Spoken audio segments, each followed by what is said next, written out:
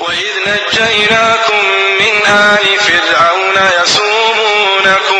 يسومونكم سوء العذاب يذبحون أبناءكم ويستحيون نساءكم وفي ذلكم بلاء من ربكم عظيم.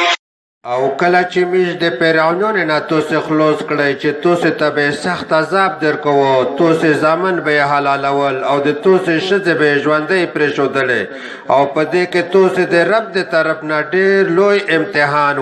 وإذ فرقنا بكم البحر فأنجيناكم وأغرقنا آل فرعون وأنتم تنظرون. او کله چې میش د توسې د پوره سمندر څیرې که او فرعونیان هم ډوب کړل او توسې ورته کتل. وإذ واعدنا موسى 40 ليلة ثم اتخذتم العجل من بعده وأنتم ظالمون.